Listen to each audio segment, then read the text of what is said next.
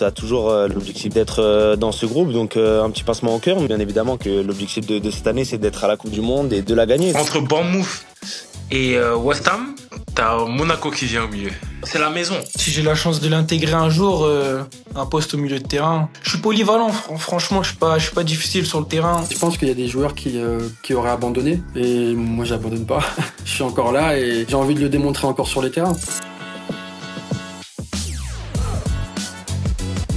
Bienvenue, c'est Monday Call, votre rendez-vous foot à chaud, tous les lundis sur la chaîne YouTube du Média Carré. Casting bleu-blanc-rouge pour la trêve internationale et que du lourd comme d'hab. Le vice-champion du monde Matteo Guendouzi, l'absence surprise de la sélection de Didier Deschamps. Autre vice-champion du monde Axel Disasi, qui va nous emmener dans les coulisses de son mercato complètement dingue. La pépite, Enzo Milo, parti en Arabie Saoudite. Et Levin Kurzawa au chômage, qui continue de croire en son rêve. C'est carré. Bon, comment va le jeune marié? Comment il va, mon chevelu préféré? Ça va, écoute, on a du beau temps, donc ça peut que aller bien. Et toi, comment ça va? Super. On est sur une semaine internationale.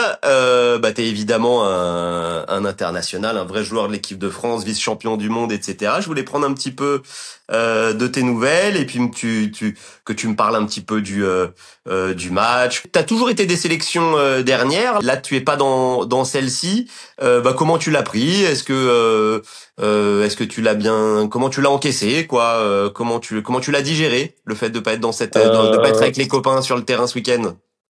C'est sûr que ça fait toujours un petit pincement au cœur parce que t'as toujours l'objectif d'y être, l'objectif de jouer et d'être dans ce groupe, donc un petit pincement au cœur, mais voilà, ça montre qu'il y a du monde, ça montre qu'il y a de la concurrence, ça montre qu'on a encore une très grosse équipe avec de très gros joueurs à tous les postes, donc ça va m'aider à me surpasser encore plus pour les prochains matchs, essayer de faire encore des grosses performances en club pour être rappelé en sélection, mais voilà, je l'ai pris du bon côté parce que il y a des joueurs qui peuvent le prendre d'une manière où ils peuvent un peu lâcher, ils peuvent un peu perdre le moral ou quoi, mais moi non, pas du tout. C'est justement ça me pousse encore plus à travailler, à être encore meilleur en club pour espérer être rappelé le prochain rassemblement. Mais c'est sûr que l'année dernière en plus j'avais fait pratiquement tous les matchs, j'ai beaucoup joué, donc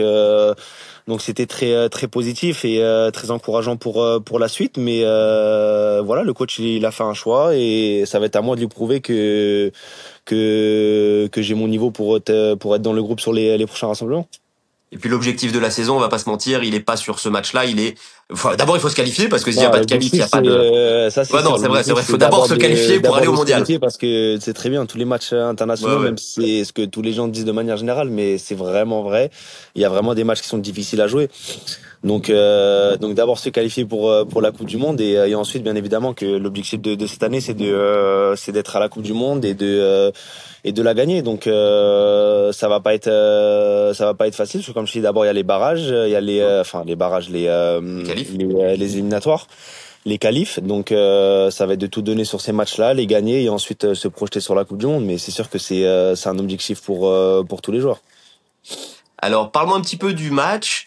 J'imagine que t'as regardé le match. Après peut-être il y avait les enfants, peut-être que t'es en mode vacances est-ce que t'as regardé le match et qu'est-ce que t'en as pensé déjà? Ton analyse du match à toi, c'est quoi? Parce que c'était pas si facile. Ils l'ont bien tenu, mais c'était pas. Il y a eu C'est toujours difficile. Déjà, faut savoir, c'est toujours difficile de jouer contre des nations à l'extérieur. C'est encore plus difficile. Là, l'Ukraine, en plus, ils ont des très bons joueurs quand même qui jouent dans de très gros clubs. Mais non, je trouve qu'on a fait quand même. Et puis ils ont du cœur. Excuse-moi pour la parenthèse, mais ils ont du cœur parce qu'ils comme c'est la guerre chez eux, ils veulent montrer, ils veulent respecter le maillot. Non, bien sûr, c'est sûr. Et puis c'est très bien que quand chaque sélection ils jouent contre l'équipe de France, ils ont encore plus à cœur de tout donner sur le terrain et d'être encore meilleurs que les matchs qu'ils ont pu faire auparavant. Donc non, ils ont en tout cas, je trouve qu'on a très bien pris le match. on a fait un très bon début de match et avec l'ouverture du score dès le début du match, c'est sûr que ça facilite les choses et après t'as réussi à bien finir. T'aurais même pu en mettre un petit troisième à la fin, mais non, c'était, je trouve, c'est un match très bien maîtrisé quand même dans l'ensemble. Mais comme je dis, c'est jamais facile d'aller gagner à l'extérieur. Et là, je trouve que quand même le match était très bien amené, très bien géré, et on a senti quand même de la tranquillité et de l'expérience dans le match quand même. Ton coup de cœur, c'est qui, c'est quoi sur ce match-là? Non, il y en a beaucoup qui ont fait des très gros matchs, hein. Michael il a fait un très bon match. Il a une patte gauche exceptionnelle et qu'il est capable de faire de magnifiques choses avec le ballon. Aurélien aussi, il a fait un super match. Non, honnêtement, tout le monde T'as a vu la passe de quarterback sur Kiki, sur ouais, Kylian? la passe elle est magnifique, c'est sûr. T'as un joueur comme Kylian dans ton équipe, si t'arrives à l'envoyer en 1 contre 1 avec un défenseur, ta passe à la 90% de chances de se terminer en passe décisive. Donc, mais honnêtement, la vision qu'il a eue, elle était magnifique passe. Ça a été franchement une magnifique passe et voilà, la finition, voilà, Kylian l'a très bien terminé. Et ton regard sur le duo Koné Tchouaméni, moi je les ai trouvés très fiables. Enfin tu vois, je les ai trouvés Ouais, très. franchement, ils ont fait ils ont fait un très bon match. C'est pas la première fois qu'ils font un très bon match ensemble. Donc non, honnêtement, ils ont fait un très bon match. Comme Dayo et Ibou ont fait un très bon match aussi défensivement ensemble. Comme Michael a très bien joué. Franchement, tout le monde a été sérieux. Tout le monde a été bon, je trouve, sur ce match. Et parle-moi de toi un petit peu, de ton niveau de jeu actuel, comment tu te sens? Moi, j'ai bien rigolé quand j'ai vu ton début de saison de l'extérieur, hein, parce que je t'ai vu t'embrouiller en prépa. Pour moi, j'ai vu un début de saison à la Guendouzi, je t'ai vu t'embrouiller en prépa et je t'ai vu mettre un but, mettre une petite clim contre Vérone dès le début du match. Comment tu te sens toi sur ce début de saison? Non, franchement, le début de saison se passe plutôt bien. On a fait 2 matchs, une victoire, une défaite. Le deuxième Une match défaite a contre été, Côme, qui est une super équipe, hein. ouais, franchement, c'était le premier match contre Como. Je vais pas te faire de fausses déclarations, je sais pas quoi. On a été très mauvais. On a fait un très mauvais match et crédit à Com parce que superbe équipe. Superbe équipe avec un très grand coach qui joue vraiment, il joue un très beau football et comme je l'ai dit, c'est sûrement l'équipe même l'année dernière qui m'avait le plus plu en termes de jeu, en termes de qu'est-ce qu'ils font avec le ballon, c'est très technique, très beau à voir jouer. Donc ils ont fait un très bon match, on n'a pas été bon du tout et on est passé à côté de notre match et voilà, donc on méritait la défaite et on s'est bien repris à domicile, là on a gagné 4-0 contre les Las Véron, donc voilà, on s'est très bien repris, c'était important, j'ai réussi à marquer mon premier but de la saison, donc c'est pas mal aussi. Donc j'espère en marquer encore d'autres cette année parce que c'est un objectif que j'ai aussi. Tu l'as chiffré? Je vais essayer en tout cas et j'espère marquer entre 5 à 8 buts cette saison, ce serait bien. Surtout que j'ai une position un peu plus de numéro 8 parce qu'on joue en 4-3-3, donc je peux me projeter beaucoup plus dans la surface que la saison dernière où on était 2 à plat. Donc non, honnêtement, je sais que je peux parce que j'ai pas mal de possibilités d'être dans la surface et de marquer des buts. Donc on va voir, ça m'a souri sur la deuxième journée, il en reste encore 36. Donc il reste encore pas mal de matchs pour marquer, on va voir, on fera un petit point à la fin de saison. Bon, ça roule. En tout cas, je te souhaite une belle saison. Je résiste pas à l'envie de poser 2-3 questions parce que bon, t'es papa en priorité, t'es international ensuite, et t'es aussi supporter. On est tous supporters d'un club, etc. T'es supporter de l'OM, c'est pas une surprise pour qui que ce soit. Ton regard sur l'été, sur le mercato marseillais, c'est quoi? Ça a pas mal bougé. En même temps, ils ont beaucoup renforcé l'équipe, beaucoup d'arrivées, pas mal de départs.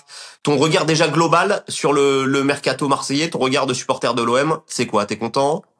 Oui, honnêtement, je pense qu'ils ont fait quand même un très bon mercato. Il y a de très bons joueurs qui sont arrivés, des joueurs d'expérience. Bah, même le dernier jour du mercato, tu fais venir un Pavard qui est un très gros joueur, qui a joué au Bayern, à l'Inter, champion du monde avec l'équipe de France. Là, tu parles d'un mec avec beaucoup d'expérience, qui en a joué des matchs avec des champions, donc qui va beaucoup aider l'équipe dans cette compétition. Il y a un joueur que j'avais déjà vu quand j'avais joué contre le Feyenoord, Pacquiao. Pacquiao, Igor Pacquiao. comment on prononce le nom, mais très bon joueur aussi. Dis-moi un petit peu lui, mais parce qu'on le connaît moins, lui. Toi qui as joué contre, toi qui l'as vu, qu'est-ce que tu non, moi penses de lui? Ouais. j'ai déjà vu plusieurs fois jouer avec le Feyenoord. C'est un mec qui va prendre les 1 contre 1, qui va les fixer, qui voilà, un excentré qui aime les 1 contre 1, qui aime aller de l'avant et voilà, qui aime faire des différences Et toi, beaucoup tu l'as seul. trouvé bon. Ouais, honnêtement, C'est le j'ai transfert trouvé. le plus cher de l'histoire de l'OM.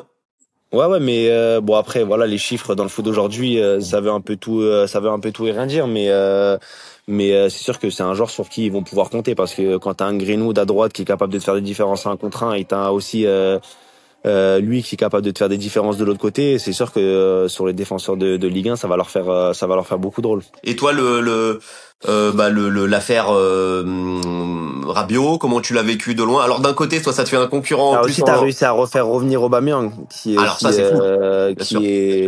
tu le vois, hein, déjà sur les premiers matchs, qui a déjà planté des buts. C'est, comme j'ai toujours dit, franchement, c'est au-delà d'être un super joueur, c'est un mec qui te met une superbe ambiance dans le vestiaire, qui aide tout le monde, les plus jeunes, les plus anciens, et non, franchement, c'est un mec en or et je pense encore cette année, il va marquer facile, 25 buts, hein, franchement, tranquille.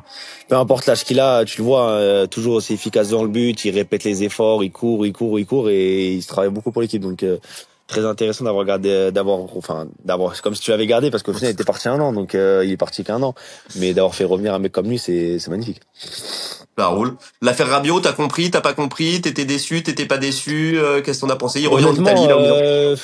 tu vois, quand t'es pas vraiment à l'intérieur, t'étais pas vraiment. Je pense qu'il y a beaucoup de personnes qui ont beaucoup parlé sur cette situation, mais tant que nous on n'était pas à l'intérieur, on peut pas vraiment réellement juger ce qui s'est passé. Après, c'est sûr que c'est pénalisant pour l'OM et pour Adri.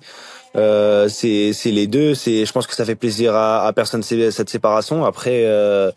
Ils ont fait des choix, chacun a pris sa décision de son côté et c'est le monde du foot. Hein. Faut savoir respecter les décisions de chacun et c'est peut-être que c'est mieux comme ça aujourd'hui, mais en tout cas oui c'est sûr que si on parle en termes c'est pénalisant pour Marseille, c'est pénalisant pour Adri parce que on l'a vu qu'Adri était très heureux à l'OM. Je pense qu'il avait à cœur de jouer avec des champions aussi et je pense que Marseille était très heureux aussi d'avoir un mec comme Adri dans son club, dans son équipe.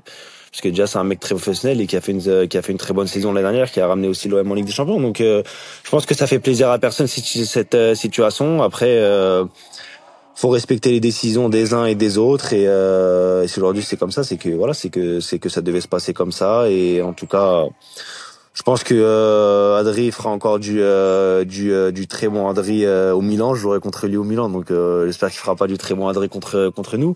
Mais En novembre, je et crois. voilà, il fera du très bon Adri au Milan et l'OM fera aussi une très grosse saison. Donc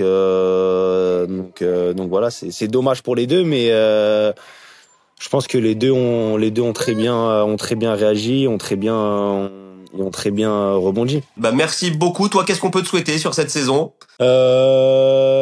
Non, Plein de de coups de faire une grosse froid, saison. plein de coups de Ouais, clim. non, de faire une grosse saison individuellement et de collectivement que ça se passe super bien avec mon équipe et bien évidemment l'objectif de revenir en équipe de France sur les prochains rassemblements. Comme je te l'ai dit, hein, ça va être d'être très bon en club et de mériter ma place. Donc je vais travailler encore dur pour retrouver cette place. Merci beaucoup, frérot. Merci beaucoup pour ta présence. Pas de soucis, moi.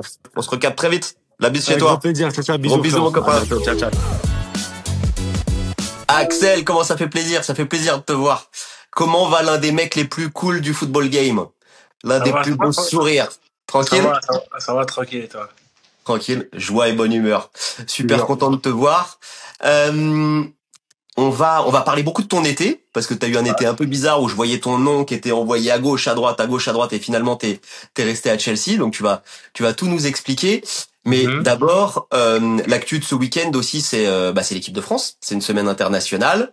J'ai le plaisir d'avoir un vice-champion du monde avec moi. Le vice, il fait toujours aussi mal, hein. Ouais, je sais. Il nous fait mal à tous. Il nous fait mal à tous. Mais ça restera la plus belle finale de l'histoire de la Coupe du Monde. En tout cas, pour l'instant, c'est quand même un moment historique. Ouais, franchement, c'était fort. Ouais. Mais tu le digères toujours pas, hein? Non. Non. Non. Tu nous raconteras aussi à quel point t'es motivé ou qu'est-ce que tu mets en place pour essayer de pas rater la prochaine, même si l'été a été un peu compliqué, tu nous dis tout. Mais d'abord, sur le match des Bleus, t'en as pensé quoi? France-Ukraine. Moi, je trouvais que c'était globalement un super match des Bleus, même si ils ont, tu vois, il y a eu une petite minute qui nous a tous fait peur, etc. Mais c'était un super match des Bleus. Toi, avec ton regard à toi, qui les connaît, qui sait aussi décrypter leur body language, etc., etc. Qu'est-ce que t'en as pensé de tes gars là? Qu'est-ce que t'en as pensé des Bleus? Ouais, comme tu l'as dit, franchement, c'était un bon match. Ils ont fait un bon match. C'est pas évident de jouer à l'extérieur. Et franchement, je trouve qu'ils ont bien géré, surtout la première mi-temps, où je les ai trouvés vraiment très, très sereins. Après, il y a eu cette deuxième mi-temps où l'Ukraine a commencé à pousser un peu. Mais bon, ils n'ont pas concrétisé leur moment fort. Donc après, c'est très bien avec la qualité qu'il y a devant. Ça punit. Donc après, le 2-0, franchement, il est bien tombé et ça a scellé le match en vrai. Et honnêtement, quand tu regardes le match, toi, tu le regardes dans quel style? Tu le regardes genre pour te nourrir, ou t'es bloqué sur les défenseurs centraux, ou tu le regardes un petit peu de manière générale, ou alors t'es léger, t'es comme un téléspectateur lambda. Comment tu le regardes le match? Non, moi je suis léger, hein, je le regarde juste comme un match de football. En vrai, tous les matchs de football, je les regarde en mode léger. Hein. Après, Plaisir. quand il y a des belles actions et autres, ça me fait toujours kiffer. Mais Mhm. ouais, je suis pas en mode spécifique, je suis plus en mode léger. Plaisir. Ouais. Ça va.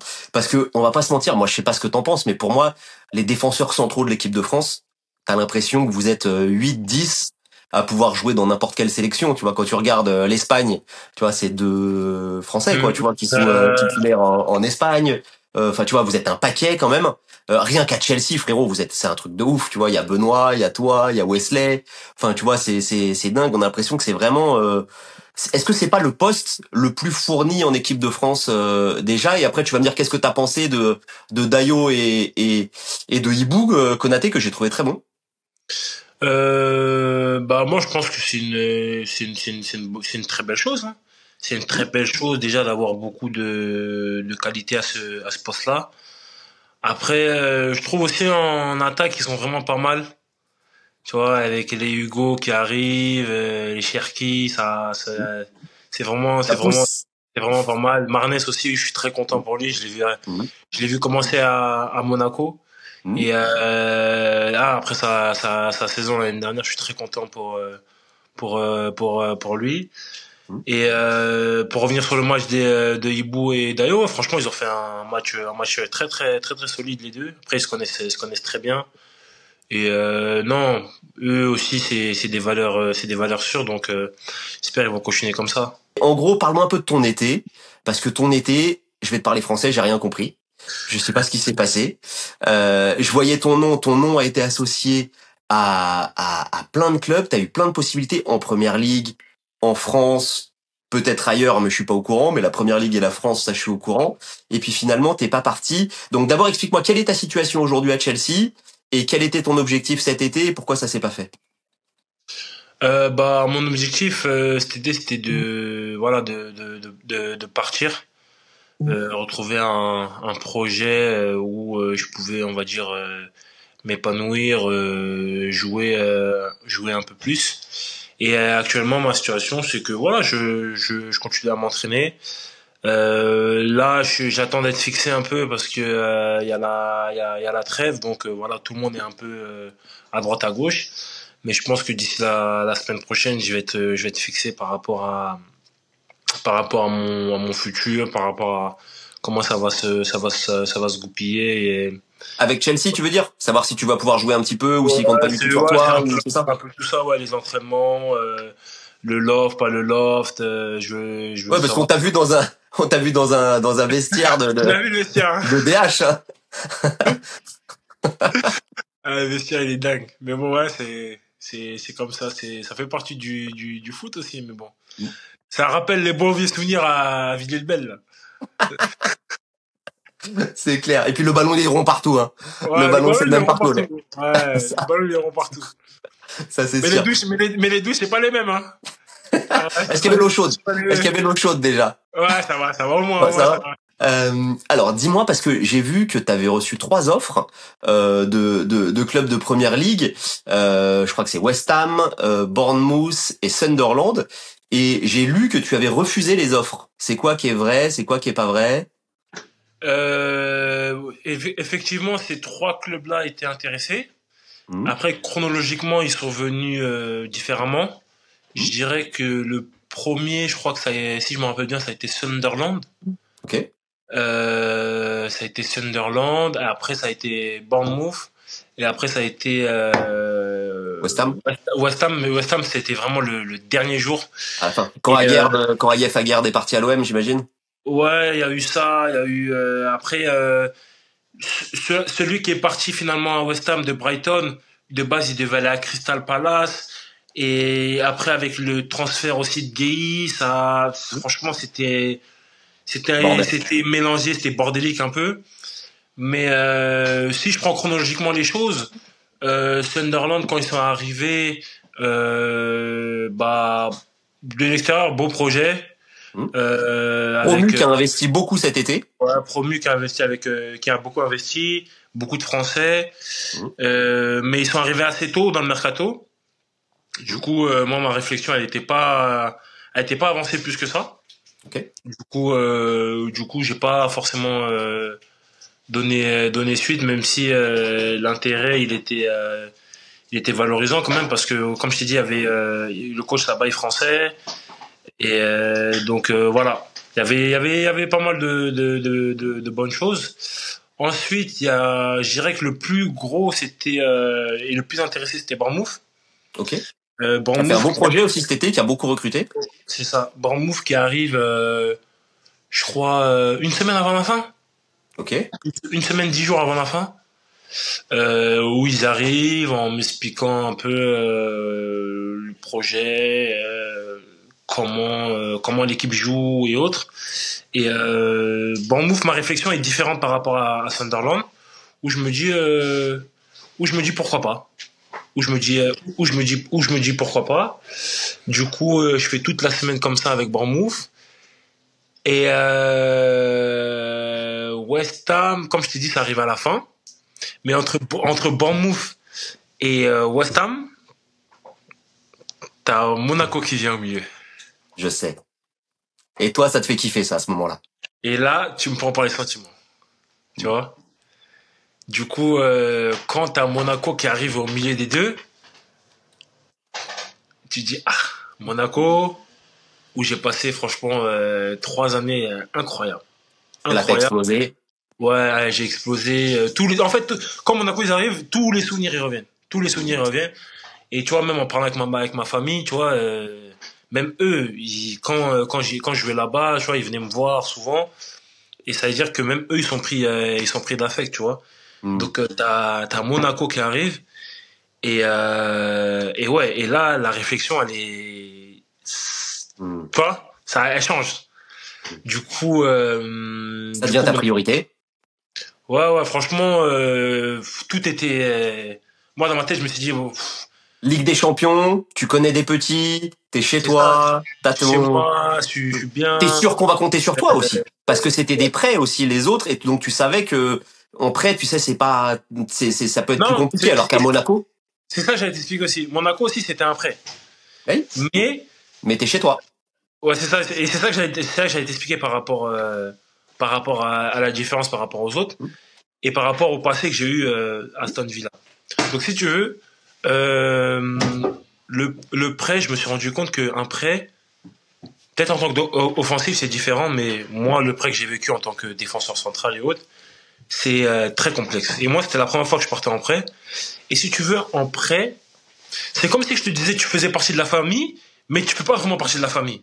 Tu vois ce que je veux dire? On compte moins sur toi que les autres. Voilà. Du coup, moi quand j'arrive à Aston Villa, le premier mois il se passe super bien. Je rejoue à mon poste en plus. T'as été homme du match une fois ou deux d'ailleurs. Ouais, j'ai été homme du match à Brentford. J'étais homme du match à Brentford. Je rejoue à mon poste, je retrouve la confiance et ça se passe super bien. Il y a rien à dire.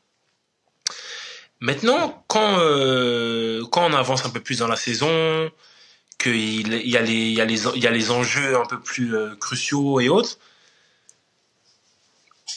tu sens que t'es en prêt. Tu vois ce que je veux dire? Tu sens que t'es bon, hein. T'es bon, Axel, hein.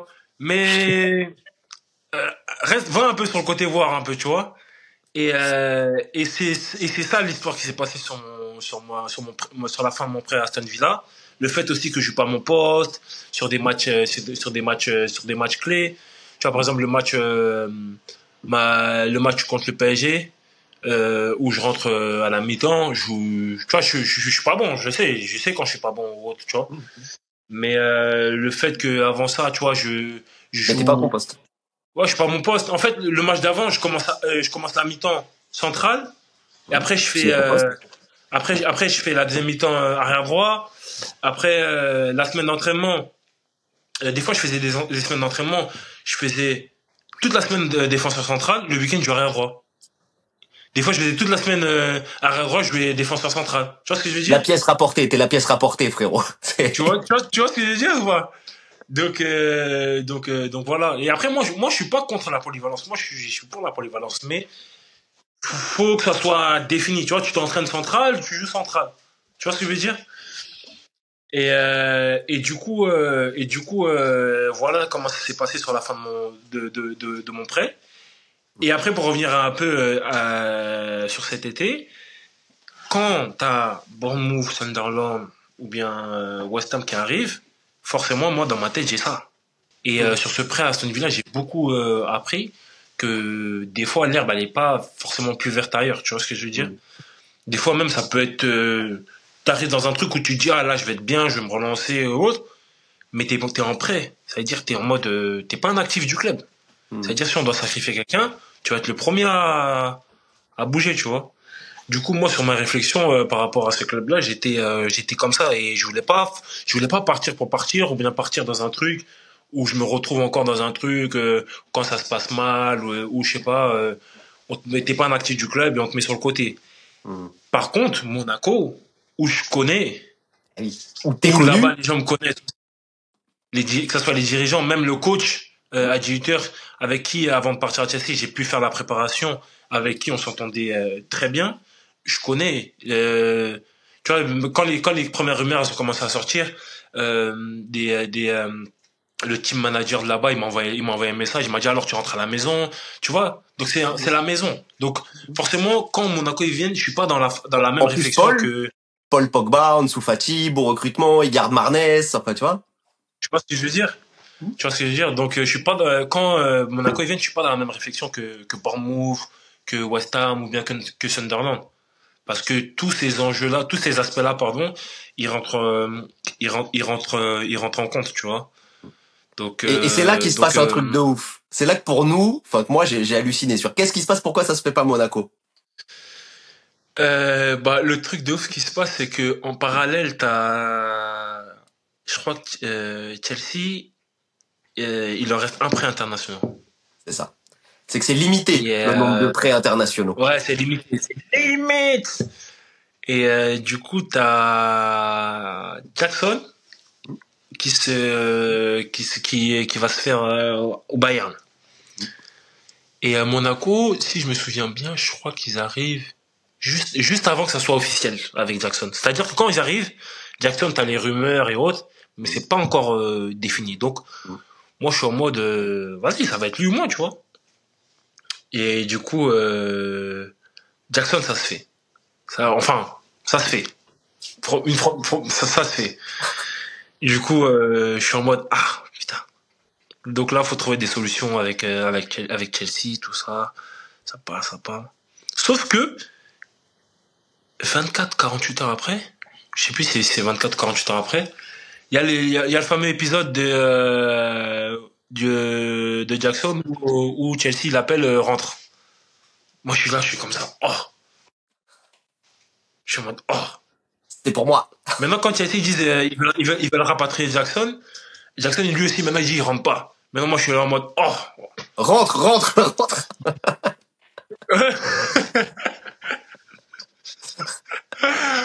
Je suis en mode oh. Il va rentrer, il va pas rentrer. Comment ça va se passer? Et on avançait dans le mercato. Mm. Je crois qu'il restait 4-5 jours. J'ai quand même, les gars. T'as Bournemouth aussi qui commence à perdre patience. J'étais en mode, les gars, c'est comment? Mais là, ça dure, je pense, ça dure 2 jours comme ça. Et moi, je suis à fond, Monaco, faut que ça se fasse. Monaco, faut que ça se fasse, c'est la maison. Non, je commençais déjà à m'imaginer, tu vois, et après, finalement, je crois c'est dimanche. Dimanche, je crois que avec Jackson, ça se fait. Et du coup, moi, dimanche, je suis là. Et Bournemouth aussi, et c'est un club, tu vois, donc ils avancent, comme je t'ai dit, ils perdent patience. Bien sûr. Et Monaco, franchement, jusqu'à la dernière minute, j'ai poussé pour Monaco. Et du coup, dimanche, Jackson, ça se fait. Et on arrive lundi. Et maintenant, lundi, il y a le fameux épisode Gay, Crystal, West Ham, tu vois. Et où je suis là, lundi matin, je suis encore, je te parle sérieux, je suis encore en train de me dire, vas-y, Chelsea, ils peuvent rappeler un joueur de prêt, parce que je sais qu'ils peuvent le faire, tu vois. C'est pas impossible, bien sûr. Ils peuvent rajouter. Ouais, non, c'est pas impossible. Je sais qu'ils peuvent le faire. Ils peuvent rappeler un joueur de prêt, et moi je vais à Monaco, tu vois. Et en plus, en vrai, tout le monde allait être gagnant, tu vois. Chelsea, je vais jouer, je vais me montrer. Et si demain je reviens dans le club, tu vois, s'ils veulent me vendre, je me suis montré en Ligue des Champions, en Ligue 1 et voilà, dans un contexte que je connais, tu vois. Gagnant. Donc moi je suis dans mon truc, ouais, on va discuter avec Chelsea, on va essayer de trouver des solutions pour que le prêt il se passe, tu vois. Et après t'as lundi midi 14h comme ça, t'as West Ham qui arrive. Nous un peu on rentre dans la danse en mode c'est quoi le projet, c'est quoi que vous voulez faire et autres. Après au début ça me parle d'un prêt de 6 mois. J'ai pas compris. Ok. Tu vois, même toi, t'as fait la tête. Bah ouais, 6 mois, c'est bizarre, quoi. Ça me parle d'un prêt de 6 mois. Plus sur une année de Coupe du Monde. Ça me parle d'un prêt de 6 mois. Oh, tu vois, ça me parle d'un prêt de 6 mois. Après, ça me dit non, finalement, 1 an. Après, je sens pas le truc. Tu vois, je me dis, ça commence comme ça, comment ça va finir, tu vois. Du coup, je dis, non, je le sens pas. Donc voilà un peu comment ça s'est passé, tu vois. Après il y a durant tout le mercato aussi il y a eu des intérêts d'autres clubs et autres, mais voilà un peu comment le sprint final il est fou quand même. Semaine, voilà comment ça... Ouais, le sprint final là c'est un peu de stress. Il est dingue. Ouais, c'était ouf. Non, je te dis pas, il est. Et moi déjà cet hiver, j'avais vécu un peu parce que moi entre cet hiver où je pars à Aston Villa et là cet été, de toute ma carrière, c'était la première fois où j'étais vraiment initié dans un mercato. Juste avant ça, quand je fais Reims Monaco, ma tête elle est pas dedans. Quand je fais Monaco Chelsea, ma tête elle est pas dedans. Okay. Mais quand je fais Chelsea Aston Villa et là ma tête elle est dedans. Mais laisse tomber, c'est n'importe quoi ça, c'est des réflexions, c'est du stress, c'est de la tension, franchement tu te découvres. Franchement, tu te découvres. Faut avoir les nerfs solides, c'est quelque chose. Franchement, à vivre, c'est vraiment quelque chose. Et ouais, franchement, le sprint final, il est dingue parce que t'as toutes ces péripéties là. Tu vois, l'histoire Jackson, lui, je pense aussi dans sa tête, c'était les montagnes russes. T'imagines, tu prends le vol, c'est fait, t'atterris, on te dit reviens. C'est dingue, tu vois. Et t'es de fou. Et pour que tu me confirmes ou m'infirmes si c'est pas vrai, il y a 2 autres clubs dont j'ai entendu parler de l'intérêt. Dis-moi si c'est vrai ou si c'est pas vrai. Il y a une histoire qui aurait pu être jolie aussi vu ton histoire. Je crois que le PFC s'est renseigné aussi à un moment ou à un autre. Quand on sait d'où tu viens, t'es un Parisien qui est passé par le Paris FC. Ça aurait pu être une jolie histoire, tu vois, parce que forcément ils t'auraient exposé. Et puis c'était la première fois depuis plus de 40 ans que le PFC arrive en Ligue 1, donc ça aurait pu être une histoire. Est-ce que c'est vrai que c'est financièrement qu'ils ont pas pu s'aligner ou est-ce que c'est vrai qu'ils sont venus? Et est-ce que c'est vrai que c'est financièrement que c'était pas possible avec le PFC? Moi, franchement, j'ai pas entendu parler Ok. du PFC. En tout cas, moi, mon agent n'est pas venu vers moi en me parlant du PFC. Après, pour parler du PFC, déjà très content de leur retour en Ligue 1. Ça aussi, c'est un club que j'affectionne particulièrement. Et pour la petite histoire, c'est que pendant cette dernière semaine-là, Mhm. il y a les U12 ou U11, je crois, du PFC qui viennent faire un match contre Chelsea. Ah, Là-bas. mignon. Du coup, moi, je sors ouais, tu vois, je sors de mon vestiaire un peu, voilà, quoi. Un peu, mon vestiaire de DH, tu vois. Et tu Et tombes sur l'édition que tu connais bien. je vois des exécutions du.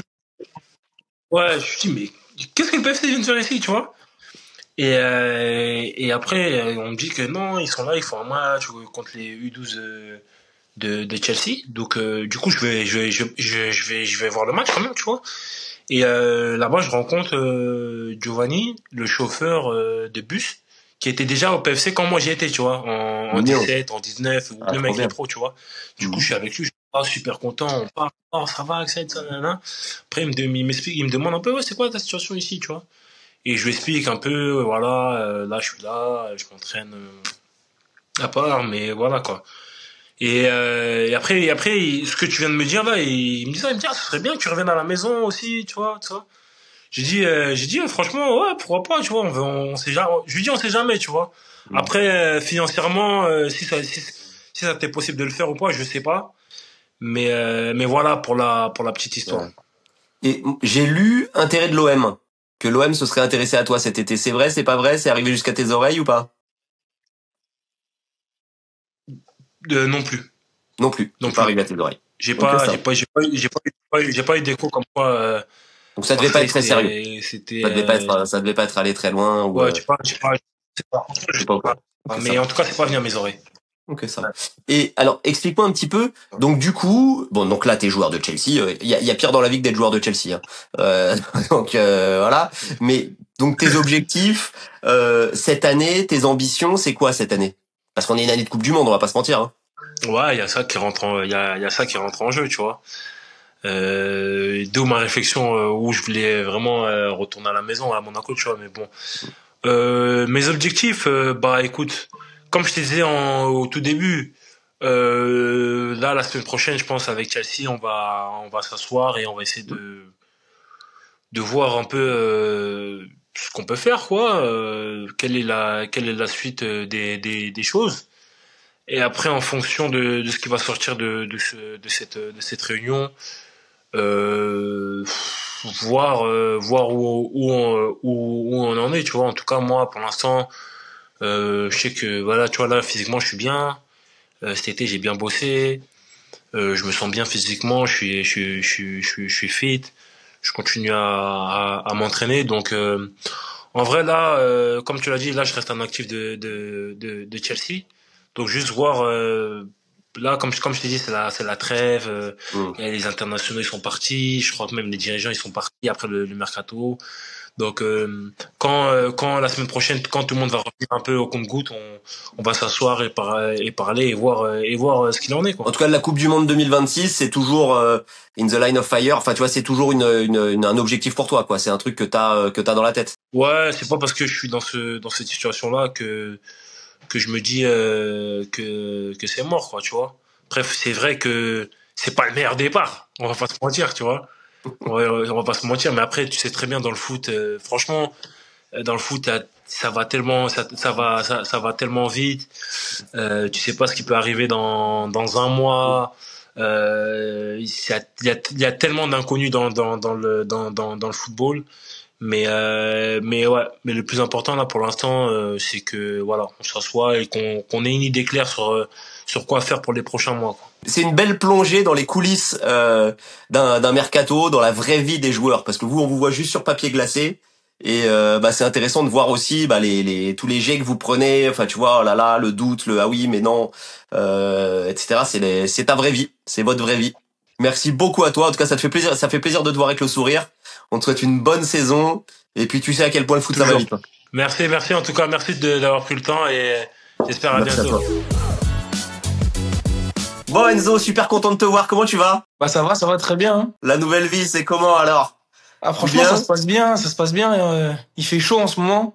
On est dans les alentours de 40 degrés, mais bon, vaut mieux le soleil et la chaleur que la pluie et le froid. Hein. Tu m'étonnes. Est-ce que t'as regardé les Bleus ce week-end et qu'est-ce que t'en as pensé contre l'Ukraine? C'est beau, pour moi c'est mitigé un peu, c'est un beau match, ils font un vrai bon match plein, etc. C'était pas facile à l'extérieur et tout, et puis t'as quand même la note voilà qui fait mal, c'est les blessures. Toi ton analyse du match c'est quoi? Déjà j'ai regardé le match, on continue à suivre son pays. C'est important de continuer à regarder l'équipe de France, surtout les matchs de qualification pour la Coupe du Monde. Ça a été un match relativement serein, on va dire, pour l'équipe de France, même si ils se sont fait peur sur une ou deux occasions, surtout sur le poteau. Ça, l'Ukraine Il y a eu une minute qui était, il y a eu une minute cauchemardesque et après sinon le reste du match c'était tranquille. Et le problème c'est des matchs pièges comme ça où faut faire attention quand on a le contrôle. On a l'impression que le match va être facile et au final l'Ukraine sur une occasion elle peut nous égaliser. Exactement. Donc et voilà, ça change tout, tu sais comment ça se passe sur le terrain. Exactement, c'est ça en fait. On a tendance aussi à se laisser un peu plus aller quand on a beaucoup de possession de balle, on récupère la balle aussi assez haute, mais voilà, ils ont quand même réussi à faire le taf, surtout Kylian sur le deuxième but. Donc voilà, c'était un but important. Rien que pour lui personnellement déjà, et en plus pour la fin de match. Honnêtement, sur ce but-là, t'as plus kiffé la finition de Kylian ou la passe de Tchouaméni? Je pense les deux, hein. Mais après, la passe, surtout la passe à l'aveugle, en fait, il a senti que Kylian, il allait démarrer, il allait prendre la profondeur. Après, la finition, en soi, c'est du Kylian tout craché, hein. On n'a pas été choqué en soi, hein, je pense. Zabarni, pas Zabarni, il l'a fait. Ouais, non. Ouais, non, c'est ça. Il a fait son taf. Fais-moi kiffer. Toi, dans quel état d'esprit, parce qu'évidemment t'es passé par toutes les équipes de France Jeunes, tu vois, t'es médaillé olympique, on s'en souvient. On sait aussi que t'es pas très loin. En tout cas, toute la saison dernière, t'as fait partie des noms dont on a parlé pour l'équipe de France. Mais toi, quand tu regardes les Bleus, t'es dans quel état d'esprit? C'est-à-dire, tu les regardes en mode supporter, tu les regardes en mode avec un regard un peu plus technique, tu regardes les mecs qui jouent dans ta position pour voir ce que tu peux y en retirer. Tu regardes le match avec quel œil? Forcément, je regarde avec un aspect aussi tactique parce que j'apprends aussi devant les matchs de l'équipe de France et aussi devant les matchs des autres nations. Ça reste du football, donc c'est ma passion, donc j'adore regarder le foot. Et aussi, forcément, j'ai joué avec certains joueurs, donc je regarde aussi pour Michael en particulier. C'est ça, Michael. Même hier, on va dire Marnès, Hugo aussi que j'ai côtoyé. Marnès pendant beaucoup de temps parce que c'est avec la formation à Monaco. À Monaco. Exactement. Après Hugo avec les espoirs, Marnès avec les espoirs. Il y a eu Kefren, Manu Koné. En soi, il y en a pas mal quand même j'ai eu la chance de côtoyer. Et donc voilà, je regarde, c'est un peu sur plusieurs aspects, franchement, quand je regarde les matchs de l'équipe de France. Et sur ce match-là, tu retires quoi, toi, comme information qui te sert dans ton métier ou tu vois qui te nourrit? Bah déjà beaucoup, on peut se rendre compte que les gens ils aiment bien parler avec la balle, mais moi je trouve que l'équipe de France, sur ce match-là, du moins, elle a beaucoup progressé sans le ballon. Donc hier, ils arrivaient à récupérer la balle très haut sur le terrain, ce qui leur permettait de pouvoir attaquer et de pouvoir en mettre du danger rapidement sur la défense de l'Ukraine. Donc ça, moi, c'est vraiment un point et un aspect qui m'a vraiment interpellé hier durant le match. Et aussi avec Oupa et Konaté derrière, c'était très solide. Hein. C'est très très solide. Donc moi, je pense que là, il y a une très très belle génération qui arrive. Et puis qui fait les efforts. On avait l'impression qu'en équipe de France, ça tu vois, on faisait pas toujours les efforts les uns pour les autres. Enfin, là, c'était cool, quoi. C'est bien, c'est parfait. Pour comprendre vraiment la psychologie des joueurs, parce que le foot, c'est le sport collectif le plus individuel, selon moi, où tu vois, etc. Et il faut toujours qu'il y a que 11 places, donc il faut qu'il y ait des gars qui sortent pour pouvoir rentrer, etc. Quand on regarde le fait marquant du match des Bleus contre l'Ukraine, c'est aussi malheureusement les blessures de Désiré Doué et Ousmane Dembélé. Donc on se réjouit jamais des blessures des coéquipiers. On espère qu'ils reviennent le plus souvent possible, mais le plus vite possible, pardon. Mais quand on est concurrent, mine de rien, tu joues à un de ces postes. Est-ce qu'il y a un coin de ta tête qui se dit, oh là là, ça laisse peut-être plus de chances pour le prochain rassemblement, ou t'es loin de tout ça et tu te concentres sur tes perfs à toi et t'es dans quel état d'esprit? Moi, je suis dans l'état d'esprit où il faut se concentrer sur ses performances à soi. C'est-à-dire, en fait, si on est bon et qu'on est performant dans son club, peu importe où on joue, bah, le sélectionneur, il va le voir, ou du moins, il va l'entendre. Donc, ça va l'interpeller. Et s'il doit faire appel à moi ou des joueurs qui peut jouer, on va dire là, l'exemple de la place de Désiré ou de Ousmane, faut surtout que ça passe par les performances, en fait, le week-end et en club. Je suis pas dans cette optique de me dire, ah, il s'est blessé, donc, yes, il y a moyen que le prochain rassemblement, ou alors il va pas jouer pendant 2-3 semaines en club, ce qui va l'affaiblir. Donc ça me laisse une chance, moi, de performer et de pouvoir être appelé. Je suis pas dans cette optique. Moi, je crois beaucoup aussi au destin. Donc si je suis performant sur le terrain, il y a pas de raison, voilà. À quel point c'est ton objectif, les Bleus? Tu vois, t'es passé par toutes les équipes de jeunes, toi, hein. Toi, t'es machin, mais à quel point c'est ton objectif? En quoi c'est dans ta tête? Ouais, forcément. Bah, déjà, comme tu l'as dit, j'ai fait toutes les catégories en jeune, donc ça montre que j'ai toujours voulu jouer pour mon pays, pour la France. Donc voilà, j'ai aussi été capitaine des espoirs. C'est le niveau qui est juste avant les A, donc c'est quand même très important. Et voilà, aussi là il y a forcément là il y a une Coupe du Monde, il y a un Euro qui va venir. Je reste très jeune, donc il reste encore aussi beaucoup de compétitions qui vont arriver. Donc voilà, ça reste forcément un objectif. C'est ce que j'allais dire. J'allais dire rêve ou objectif, mais t'es déjà dans l'objectif. C'est ça. Parce que parle-moi un petit peu des gars que tu connais, parce que bah Michael, Olysée, enfin tu vois, c'est un phéno. Enfin moi je trouve que c'est un phénomène. Il s'est imposé relativement facilement quand même en équipe de France, au point d'être maintenant titu. C'est pas rien. Mhm. Toi, ton regard sur le phéno Michael Olysée, c'est quoi? Moi, ça me choque pas, hein, parce que moi, je l'ai côtoyé, on va dire, pendant 8 semaines, je pense, si je dis pas de bêtises, avec les Jeux Olympiques. Donc, en 8 semaines, on a le temps de voir la qualité d'un joueur, et franchement, c'est un top, top, top joueur. C'est pour ça qu'aussi ses performances avec le Bayern en Bundesliga, elles me choquent pas. C'est du Michael tout craché, hein. Est-ce que tu le vois capable d'aller taper la catégorie des ballons d'or, là, parce qu'il est très jeune aussi, hein. Enfin, tu vois, vous Ouais, êtes bien sûr, bien à sûr. peu près de la même génération. Tu le vois, jusqu'où tu le vois aller? Bien sûr, moi je le vois, hein, je le vois aller toucher dans le top 10 Ballon d'Or. J'aime pas dire c'est sûr parce qu'on sait jamais, mais du moins il a les qualités et il a la mentalité aussi pour pouvoir aller toucher ce Ballon d'Or. Donc il est dans une équipe aussi qui tourne très bien, dans un championnat où il a réussi à s'adapter très facilement et dans une équipe qui veut gagner des titres et une nation aussi qui veut gagner des titres. Donc normalement il n'y a pas de raison que sur le plan personnel ça fonctionne pas pour lui. Parle-moi un petit peu de Marnès à Cliouche. Vous avez été formés ensemble. Vous avez le même âge, mais vous êtes de la même année, ou tu le connais depuis quand, toi? Comment ça C'est ça. raconte-moi un peu ton histoire avec Marnès. On est arrivé en même temps au centre de formation de l'AS Monaco. On a fait toutes les catégories U17 NAS, U19 NAS. C'était National 2 à l'époque. On a fait de la National 2 ensemble.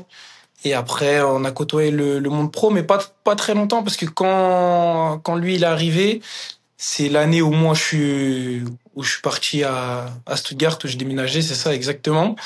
Donc voilà, mais on va dire sur toutes les catégories jeunes, on a vraiment tout fait ensemble. Et aussi en équipe de France, je me rappelle plus précisément, mais voilà, on a quand même côtoyé la pelouse pendant longtemps ensemble.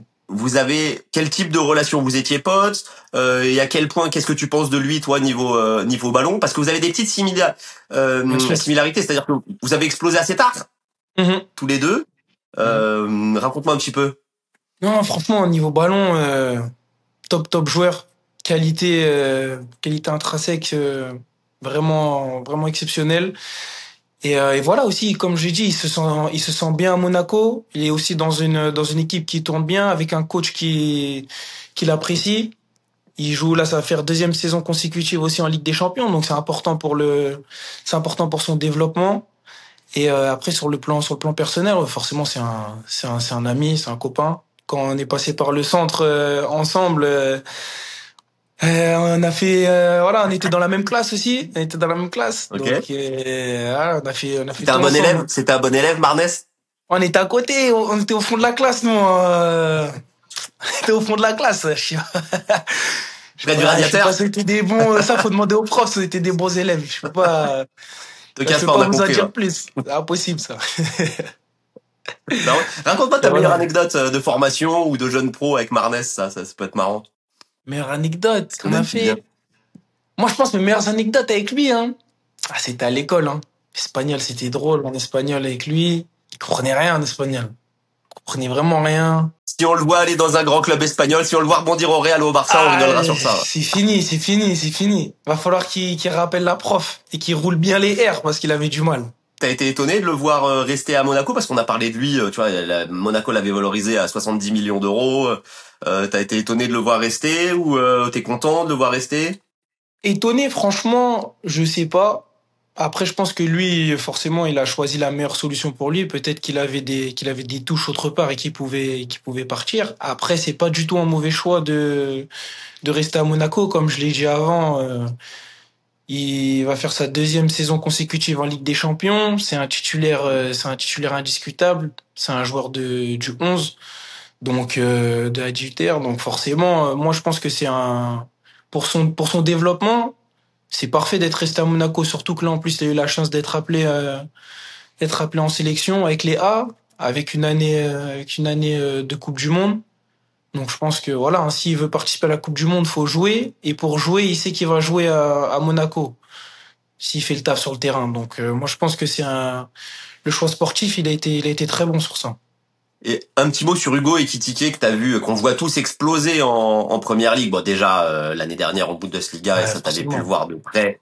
Voilà, et en plus tu le connais depuis les espoirs, etc. Un mot sur l'explosion d'Hugo. Ça te fait plaisir, ça t'étonne, à quel point, parce que là c'est quand même à Liverpool. Enfin, tu vois, sur les Ouais. premiers matchs, il est impressionnant. Bien sûr. Ah, moi, ça me fait plaisir, ça me fait plaisir. C'est mon gars sûr, Hugo. Après, je suis pas choqué. Il a des qualités aussi de finition, de vitesse. De technique aussi pour son gabarit.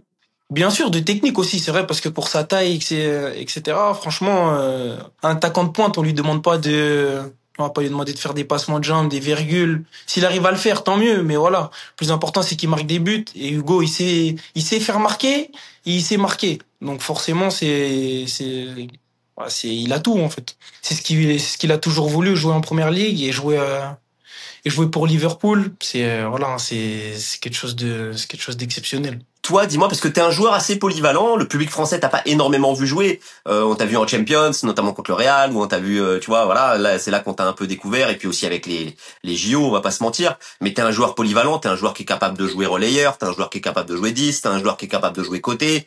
T'es gaucher, donc plutôt faux pied, côté droit, etc. Mais t'es très polyvalent. Quand tu regardes l'équipe de France, etc., tu t'imagines, alors là on est un peu pas dans le rêve, mais tu vois, tu t'imagines jouer où, c'est où que tu préférerais jouer. Après, j'imagine que si on te dit de jouer arrière gauche, t'iras jouer arrière gauche. Mais tu vois ce que je veux te dire, c'est où que t'as envie de prendre le plus de plaisir dans cette équipe, si t'arrives à l'intégrer un jour, l'équipe de France. Ah, forcément, si j'ai la chance de l'intégrer un jour, un poste au milieu de terrain, ça veut dire 6, 8, 10, c'est là où je me sens le mieux, c'est là où j'ai mes repères, où c'est plus facile aussi pour mon adaptation sur le terrain. Après, voilà, comme tu l'as dit, si je dois jouer ailier gauche, ailier droit, ou peu importe, dans tous les cas, je donnerai 100% de moi-même et j'essaierai d'être le plus performant possible sur le terrain. Comme tu l'avais fait avec les espoirs. Avec les espoirs, Thierry Henry te mettait plutôt sur le côté, hein, et tu défendais C'est ça, d'ailleurs. c'est ça, exactement. Il me mettait un peu plus sur le côté. Pendant les JO, j'ai joué un peu plus sur le côté. Après, avec Baticle, j'étais un peu plus 6, 8. Voilà, 6, 8, 10. En club aussi, je joue beaucoup 10. Je suis polyvalent. Franchement, je suis pas difficile sur le terrain. Tant que je suis sur le terrain, moi, je prends du plaisir. Et voilà, c'est ce qui m'emporte le plus. Les amis, si vous voulez tout savoir sur Enzo, pourquoi il a choisi l'Arabie Saoudite, etc., le découvrir un petit peu mieux, il y a son interview perso qui sortira sur Carré vendredi prochain. Donc rendez-vous vendredi pour tous ceux qui veulent te découvrir un petit peu mieux. C'est ça. C'est Carré. C'est carré. Qu'est-ce qu'il dit? Comment il va le Lévin National? Tout va bien. Tout va Tranquille bien. Content de te voir et content de te recevoir dans le mode des De calls. même, de même. On est dans un contexte d'équipe de France. Toi, on sait que t'as pas de club, c'est pour ça on va en parler, etc., etc. Mais d'abord, je voulais savoir à quoi elle ressemblait ta vie là en ce moment. Un joueur de ton niveau, international, qui a été international, etc., etc. Quand il a pas de club, à quoi elle ressemble ta vie en ce moment? Ma vie, elle ressemble en ce moment à la vie de quelqu'un qui se prépare pour être prêt quand il y aura l'opportunité d'aller quelque part. Donc ça charbonne? Ça charbonne tous les jours, ça bosse, et à côté de ça, ben, je m'occupe de mes enfants, je les emmène à l'école.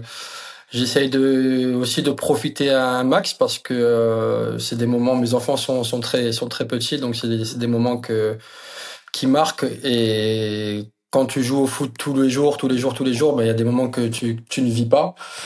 Et donc malgré la situation, je profite avec mes enfants au max. Et honnêtement, sans faire de langue de bois, mais tu vois, parce qu'on sait que quand on est passionné par son métier, l'impact de son métier sur sa vraie vie, ça joue. Comment tu vas, toi, vraiment? Moi, je vais bien. Ouais. Ben, en gros, ma vie, elle est, comme je t'ai dit, c'est de l'entraînement et une prépa mentale aussi, parce que ça doit aussi faire partie de tout ça aujourd'hui. C'est important pour moi, pour être prêt, et comme j'ai dit, quand l'opportunité sera en face de moi. Alors, explique-moi un petit peu. T'en es où? Parce que le grand public se souvient de toi, de ta vitesse, de ton triplé en Ligue des Champions, au PSG, à Monaco, etc., etc. T'as très très peu joué ces dernières années. Les dernières années au PSG, on s'en souvient. Tu vas nous raconter ton aventure à Boavista, etc. Mais d'abord, t'en es où cette année? T'en es où là? Est-ce qu'il y a eu des contacts avec des clubs cet été? C'était quoi la situation cet été? Bah écoute, oui, il y a eu des discussions avec des clubs, mais et ça tu vas m'entendre beaucoup le dire, je pense, dans la discussion. Moi, mon but ultime, c'est juste d'être prêt au moment où mon agent va m'appeler pour me dire, OK, Lévin, c'est bon, là, il y a quelque chose de concret. Le reste, c'est mon agent qui gère. J'ai pas envie de me bourrer la tête avec d'autres choses. T'es prêt à quoi parce que t'as un statut d'international, etc. Mais t'es dans un truc quoi? Tu veux à nouveau un gros contrat ou t'es dans un truc juste pour prendre le plaisir? T'es dans quel game? Non, pas du tout. Je pense que beaucoup de personnes, enfin, je pense que même les clubs pensent que je veux un gros contrat, mais quand je suis parti à Boavista, je suis pas parti pour le contrat. Je suis parti pour rejouer au foot. J'ai eu des échos où tu gagnais assez peu d'argent. Hein. Je peux dire ce que j'ai su ou pas? Un peu dans le monde du football, oui. Ouais, pour un salarié normal. Je peux te dire le chiffre que j'ai entendu. Tu me dis si c'est vrai? Dis-moi. J'ai entendu 10 000. Ah bah moins. Moins que 10 000. Oui. D'accord. Mais et voilà, je suis parti pour rejouer au football, pour reprendre plaisir. Et aujourd'hui, j'ai pas de restrictions, j'ai pas de critères de sélection. Ce que je veux, c'est un projet, un bon projet pour moi en fait. C'est pas une affaire d'argent, quoi. C'est une affaire de plaisir, retrouver le terrain. C'est pas une affaire d'argent, c'est une affaire de plaisir, de rejouer au football et de kiffer. Le frein dans les discussions, ça a été quoi du coup? Pour être honnête, je me suis même pas renseigné sur ça.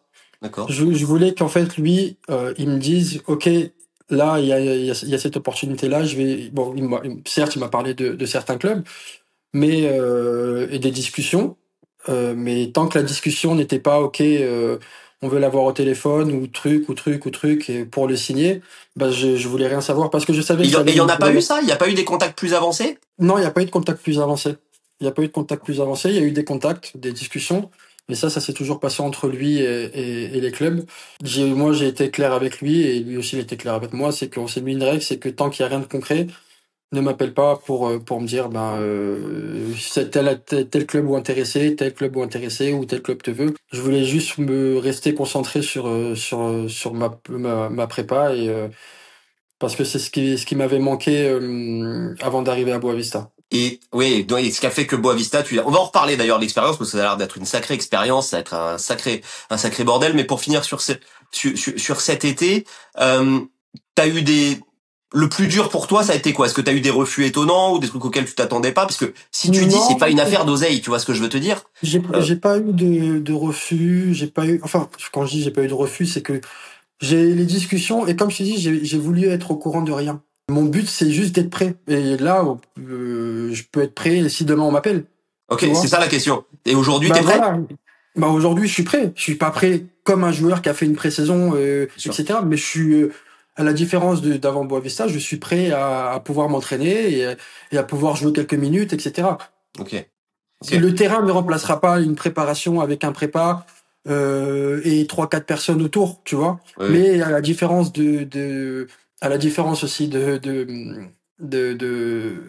entre juin et décembre dernier, c'est que entre janvier et mai, bah, j'avais pas fait grand chose avec Paris et entre mai et décembre, j'avais pas eu de club. Mm. Là, j'ai passé 4 5 mois à m'entraîner, bon même Avec si un j'ai eu groupe. voilà, avec un groupe, donc c'est complètement différent et surtout que Ouais. là aussi ma prépa est complètement différente de ce que j'avais pu faire. Petite page Boavista, parce que c'était quand même, t'as vécu, j'ai l'impression, une expérience dans ta vie un peu particulière. Comment tu résumerais déjà? Je crois qu'il y a des moments, il y a même plus d'électricité, il y avait plus d'eau dans les vestiaires. Enfin, c'est quoi l'histoire? Raconte-moi un peu ce que t'as vécu. Déjà, c'est une expérience pour moi une nouvelle expérience euh, qui a été bonne parce que pour moi chaque expérience est bonne à vivre et à apprendre parce que c'est que ça soit qu'il y ait du bon ou du mauvais, c'est toujours il y a toujours des leçons à en tirer. Mais oui, quelque chose de tout ce que j'ai connu dans ma carrière, ça a été complètement différent. Là, tu me parles de la coupure d'électricité. Il y a pas eu, ouais, il y a pas eu de shot pendant une semaine. Bon, je devais me doucher à l'hôtel. Il n'y a pas eu d'électricité pendant une semaine. On ne pouvait pas aller au centre d'entraînement. Parce que les factures Euh, étaient pas payées, parce que quoi? Après, je suis pas j'étais pas dans la direction, mais je sais pas ce qui se passait. Ouais. Mais c'est dommage parce que c'est un club qui a énormément de capacités. Franchement, déjà dans une très belle ville qui est Porto, avec des fans extraordinaires. C'est vraiment dommage. C'est vraiment dommage parce que avec un stade aussi, quand tu vas, tu vois, j'ai passé 5 mois au Portugal. Les stades au Portugal, mis à part Porto, Benfica et deux trois clubs, les stades ne sont pas extraordinaires. Et Mhm. Boavista a un superbe stade, mais pas entretenu et c'est vraiment dommage. C'est Mhm. dommage. Et Après, l'influence de les Gérard Lopez personnes, dans ce qui s'est passé, c'est quoi? je l'ai jamais vu. Moi, la personne que j'ai vue, c'est le président qui était sur place. Mhm. Et ce président-là, j'ai vu qu'il essayait de faire en sorte que le club soit sauvé financièrement. Et en fait, toutes les personnes qui étaient sur place étaient victimes de ça et essayaient aussi de faire en sorte que ça se passe bien. Mais c'était compliqué. Ta plus grande fierté, toi, dans cette période qui a été un peu compliquée, en tout cas sportivement, parce que dans ta vie, t'as des enfants, enfin, tu vois, t'as pas l'air Mm. malheureux pour autant. Euh, ta plus grande fierté dans cette période-là, c'est quoi?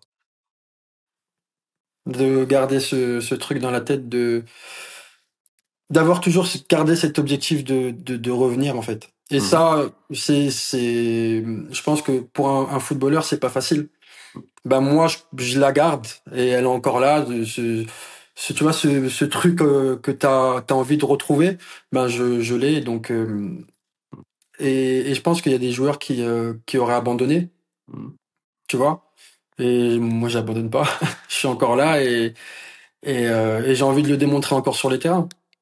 T'as le regard qui pétille quand tu dis ça, mon garçon. Oui, parce que je vais pas dire que c'est quelque chose de compliqué, parce que ça ne l'est pas.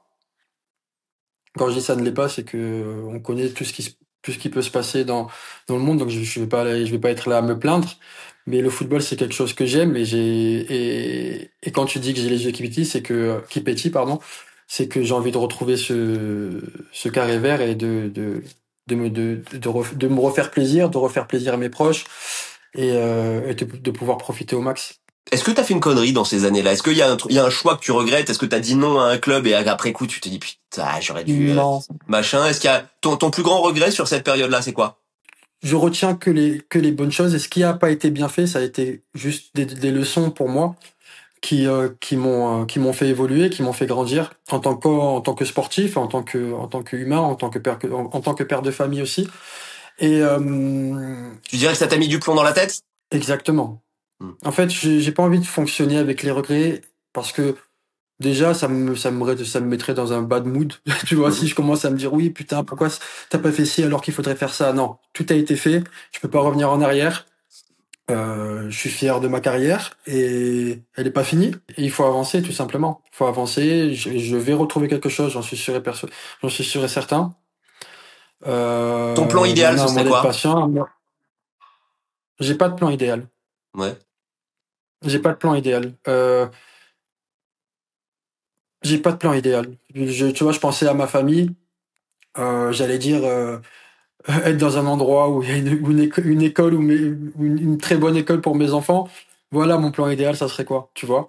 Hmm. C'est et mon plan idéal, ça serait de continuer à jouer au football jusqu'à tant que je peux, tu vois. Et quand tu regardes, là, on est sur une semaine d'équipe de France, quand tu vois l'équipe de France, t'as des petits trucs qui te chatouillent en te disant, je pourrais encore y être, parce que le potentiel, on le sait tous que t'as un potentiel exceptionnel.